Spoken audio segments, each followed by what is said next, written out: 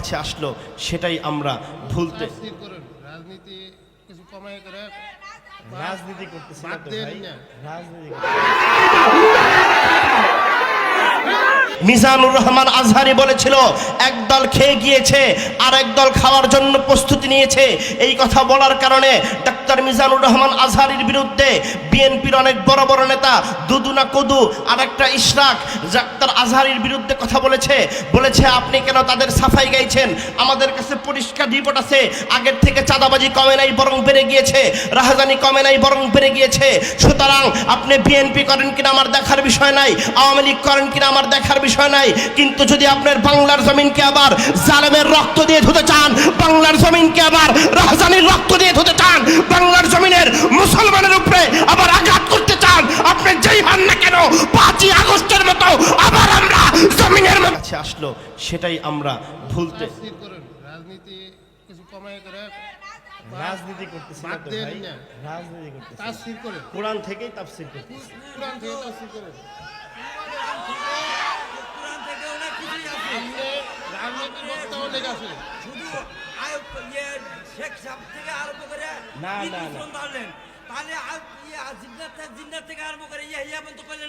জিন্না ওরা তো আরো খারাপ ছিল, এই জন্য আমরা স্বাধীন করছি, এই জন্যই তো আমরা স্বাধীন করছি, আমরা তো করেছি রাজনীতি না, রাজনীতি না। শুনেন শুনেন হেদায়েতের বাণী শুনে ভাই, কথাগুলো তো বুঝাতে হবে দাদা, রাগ করে। এই তোমরা থামো, যুবকরা তোমরা থামো, এই তোমরা থামো, আমি থামাচ্ছি। শুনেন, এই আপনারা বসেন বসেন, আপনারা বসেন, একটু বুঝেন শেষ পর্যন্ত। এদিকে আসেন, এদিকে আসেন, তোমরা থামো যুবকরা, তোমরা থামো, তোমরা থামো, আপনি বসেন, শেষ পর্যন্ত শুনেন, পরে বুঝবেন। একটু শুনেন, না শুনে চিল্লাইলেন না, বুঝবেন। বাবা তোমরা থামো, যুবকরা তোমরা থামো,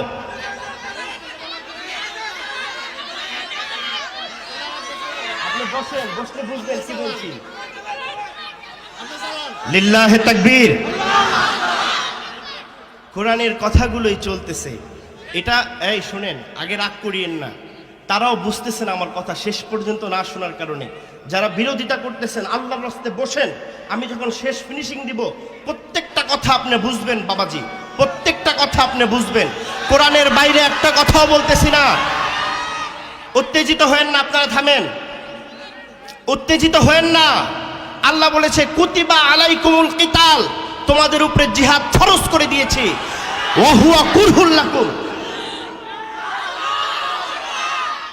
একটু থামেন আপনারা।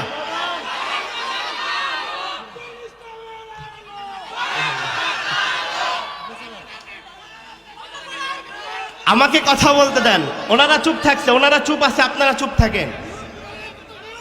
আল্লাহ নিজে বলেছে বসেন না বাবা, বসেন বসেন বসেন। এই যুবকরা আপনি আপনি বলেন না, বসেন, আপনি রাখেন, আপনি বলেন না, বসেন, রাখেন। আপনারা সবাই বসেন, ধৈর্য ধরে বসেন, শুনেন চলবে। হ্যাঁ প্রিয় বসেন। ওয়াহুয়া কুরহুল লাকুম, আল্লাহ নিজে বলেছে, যদিও তোমরা তা পছন্দ করো। আল্লাহ জানে কিনা?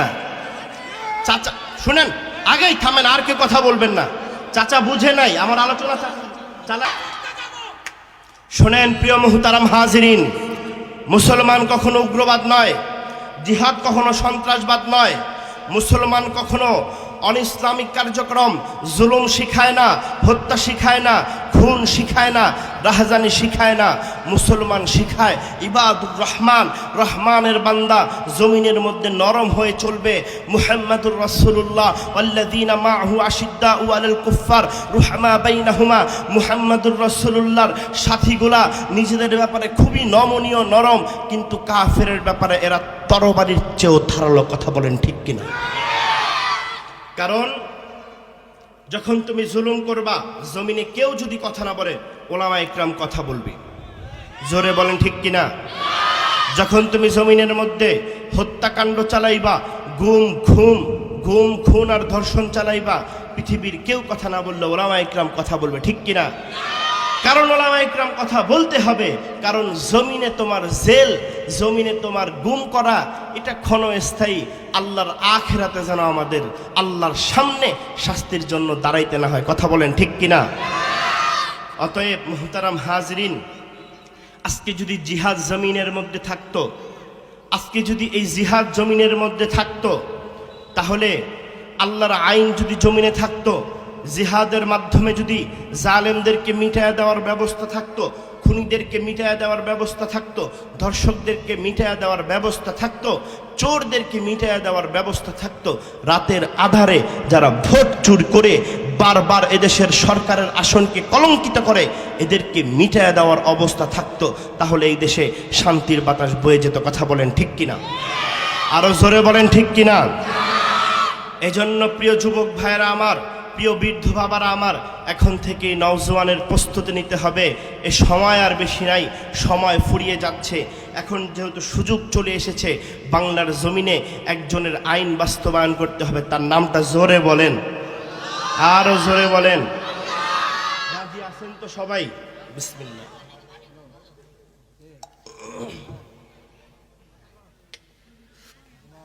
রাজি আছেন তো সবাই?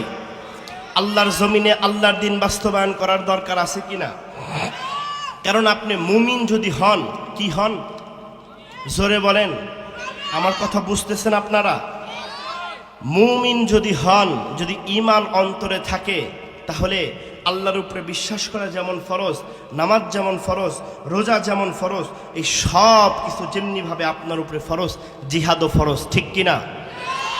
কারণ বাংলাদেশের মধ্যে যদি ইসলামী শরিয়ার আইন চালু না হয়, একের পর এক সরকার আসবে আর যাবে, কিন্তু আমাদের মতো শ্রমজীবী মানুষের, মেহনতি মানুষের, আমাদের মতো তৃণমূল পর্যায়ের মানুষের, ওলামায়ে ইকরাম আর মুসলমানের ভাগ্যের কোনো পরিবর্তন হবে না। কথা বলেন ঠিক কিনা? বিগত কয়েক দশক আমরা দেখেছি ভাগ্যের কোনো পরিবর্তন হয়। অতএব আপনি আওয়ামী লীগ হন, কিচ্ছু যায় আসে না আমার, আপনি বিএনপি হন, কিচ্ছু যায় আসে না, জাতীয় পার্টি হন, কিচ্ছু যায় আসে না। আমি আপনার গোলাম বনে যাব। আপনি ক্ষমতায় আসেন, আমরা এমপি, মন্ত্রী, ব্যারিস্টার হতে চাই না, আমরা আপনাদের বিচারক হতে চাই না, আপনাদের আসনগুলো আমরা দখল করতে চাই না। প্রিয় ভাই বুঝেন, পায়ে হাত দিয়ে বলে যাই, আপনি ক্ষমতায় আসেন, কিন্তু ক্ষমতায় আসার পরে কোরআন দিয়ে দেশটা চালান। কথা বলেন ঠিক কিনা? এটাই তো আমাদের মনের তাকাজা, নাকি অন্য কোনো তাকাজা আছে? অন্য কোনো তাকাজা আছে? আফসোস লাগে না? মুসলমানের জমিন 88 থেকে 90% মুসলমান। এই জমিনের মধ্যে একটা আইন চলবে, আল্লাহর আইন, এটা নাই। একটা পড়ালেখা চলবে, কোরআনের সবক, আল্লাহর রাসূলের শিক্ষা, অথচ আমাদের পাঠ্যালয় আর বিদ্যালয়গুলোর অবস্থা খুবই অমার্জনীয় অবস্থা। যেই অবস্থার মধ্য থেকে আমাদের বাচ্চারা দ্বাদশ শ্রেণী পাশ করে ফেলে, কলেজ পাশ করে ফেলে, ভার্সিটি পাশ করে ফেলে, শুদ্ধ করে কোরআন শিখতে পারে না। জোরে বলো ঠিক কিনা? এই সোনামণি যুবকরা, এই জওয়ান বৃদ্ধ বাবারা, কষ্ট লাগে না আপনাদের? আল্লাহর কোরআন পড়তে পারেন না, আপনার জন্য লজ্জা। আফসোস কারে বলবো, কই রাখবো এই আফসোস? সামান্য নিজের ধর্মগ্রন্থটা আপনি তেলাওয়াত করতে পারেন না। অজুর ফরজ কয়টা জিজ্ঞাসা করলে যুবকের মধ্যে অধিকাংশ যুবক চুপ করে তাকায়া থাকবে। অজুর ফরজ পারে না, ওর ফরজ গোসল হয়ে যায়। যুবক ফরজ গোসল জানে না, তো গোসল করে তো করে কেমনে? সারা জীবন না পাকে কাটায়া দিচ্ছে। খাওয়ার আদব জানে না, রাসূলের সুন্নাহ জানে না। দাঁড়ায়া যদি বলি, ভাই 5 জন সাহাবীর নাম বলো, 5 জন নবীর নাম বলো, কোরআনের 5টা আয়াত বলো, বোম মারলো বের হবে না, পায়জামা ভিজে যাবে।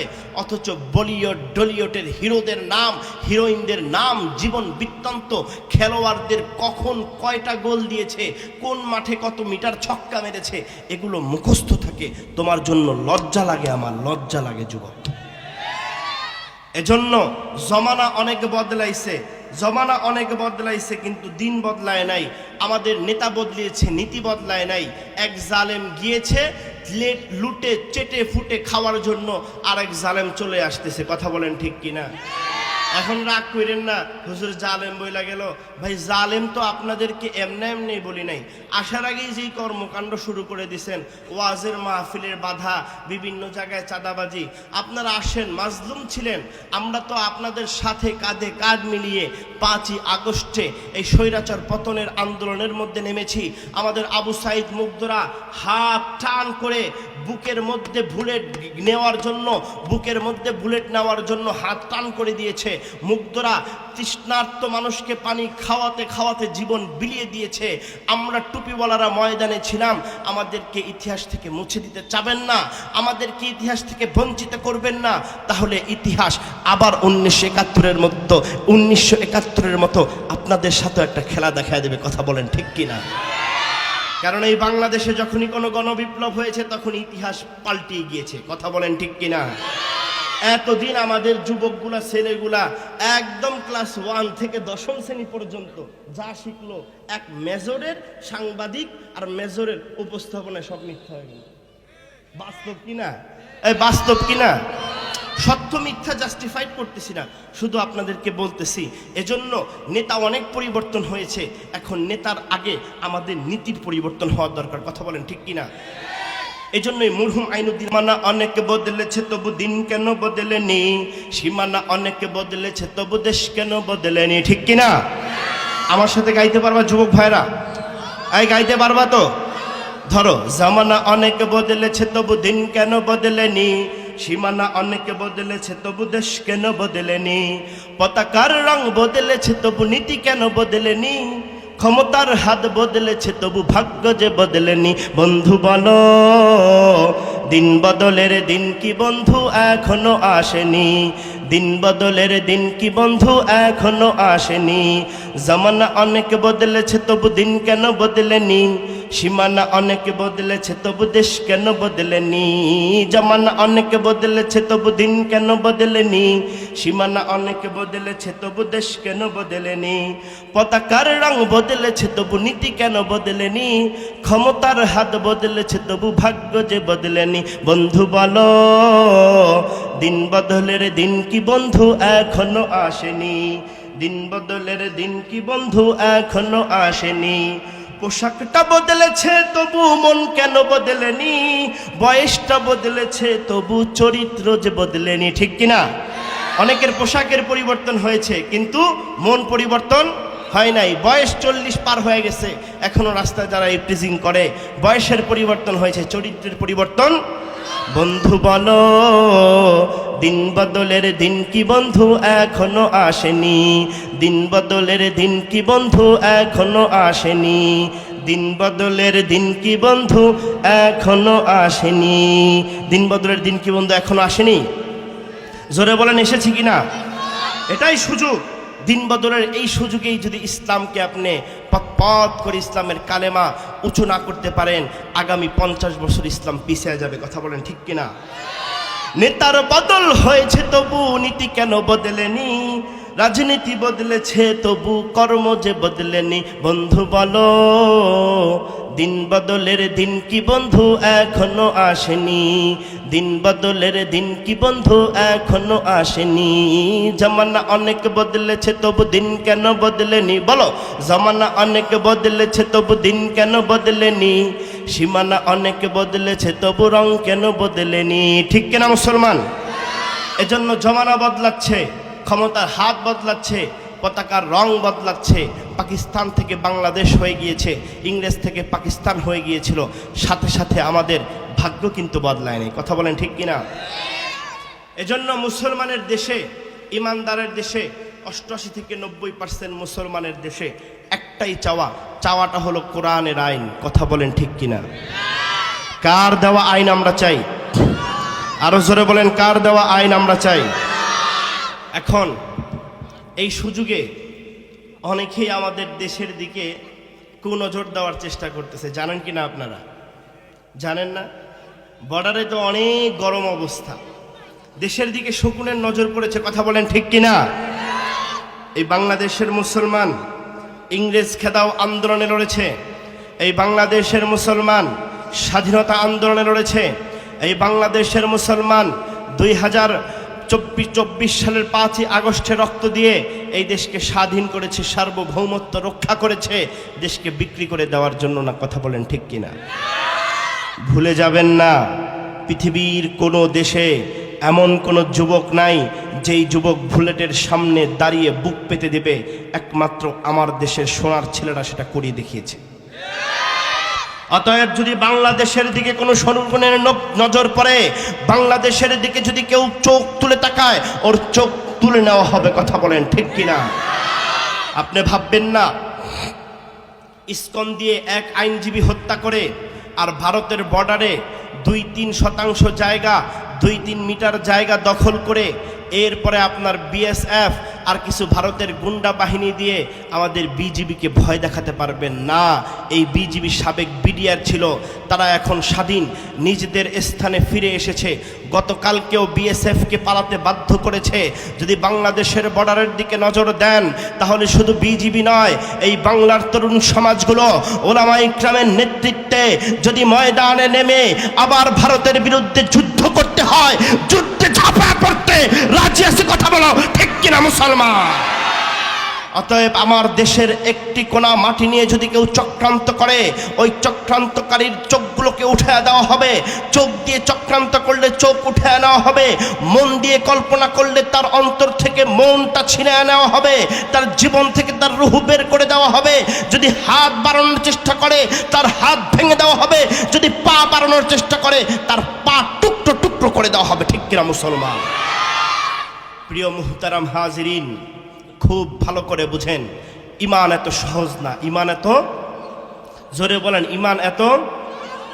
আপনারা কাদের উত্তরসূরি, কাদের রক্ত আপনাদের শরীরের মধ্যে বইছে, এটাই আমরা ভুলতে বসেছি। কাদের থেকে আমাদের এই মুসলমানিত্বের রক্ত, আমাদের ইমান কিভাবে আমাদের। চাচা শুনবে, এই আপনি মাইক ধরিয়েন না হ্যালো, ভাই, বসেন কেউ আপনি। কোনো ব্যাক সাউন্ড দিবেন না, অনুরোধ রইল, কেউ কোনো ব্যাক সাউন্ড দিবেন না, চুপচাপ বয়ান শুনবেন। আপনি মাইক ধরলেন কেন? আপনি থামেন না, আমি তো বাবা দেখতেছি। আমরা কার সৈনিক? রাসূলের সৈনিক, ঠিক কিনা? দেখেন, খুব ভালো করে বুঝেন, কোরআন থেকেই কথা বলছিলাম। দুঃখ লাগে আপনারা কেন বুঝেন না। এটা ইমানি চেতনা বাবা, এটা ইমানি চেতনা বাবা, ইমানি চেতনা, ঠিক কিনা জোরে বলেন। আমরা আওয়ামী লীগের বিরোধী না, আল্লাহর কসম। বিএনপির বিরোধী না, আল্লাহর কসম। আল্লাহর কসম করে বলতেছি, আল্লাহর সিফাত ও জাতের কসম। আপনারা আসেন, আপনারা ক্ষমতা গ্রহণ করেন, তবে আমাদের হৃদয়ের দাবি কোরআনের জমিনে কোরআন থেকে কথা হবে। কোরআনের জমিনে, কোরআনের মাহফিলগুলোতে, কোরআনের এই দেশে কোরআনের আইন চলবে, এটাই আমাদের দাবি। আমাদের স্কুলের মধ্যে কোরআন চালু করে দেন, আমরা কিচ্ছু চাই না। আমাদের বাচ্চাদেরকে কোরআন শেখান, আমরা কিচ্ছু চাই না। এটাই তো বলতেছিলাম ভাই। আমার দিকে তাকান, বাধা দেওয়ার দিন চলে গেছে। আগে বুঝেন, শেষ পর্যন্ত আলোচনা শুনবেন। আপনারা আমি সারা রাত সময় দেব। যদি একটা কথা কোরআনের বাইরে থেকে বলছি প্রমাণ করতে পারেন, আর কোনোদিন কোরআনের মাহফিলে কথা বলবো না।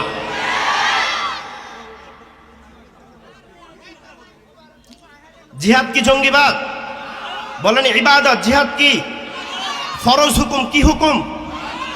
কোরআনের আইন এই দেশে বাস্তবায়ন হোক, আপনারা চান কিনা? কোরআন শিক্ষা এই দেশের প্রতিটা স্কুলে স্কুলে হোক, আপনারা চান কিনা? এই কথাগুলোই তো বলেছি, ঠিক না? চাচা কেন রাগ করলো আমি জানি না। আমরা দোয়া করি আল্লাহ তাআলা চাচাকে বুঝার তৌফিক দান করুন, করুন আমিন।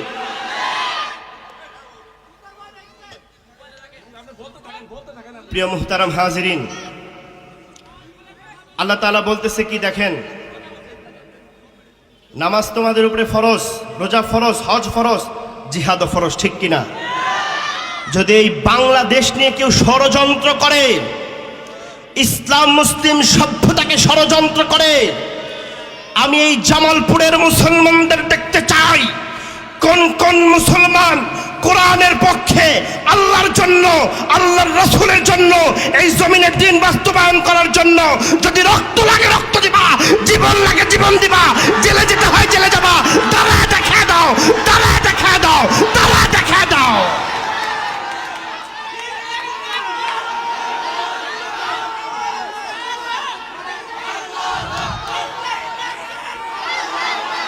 বসেন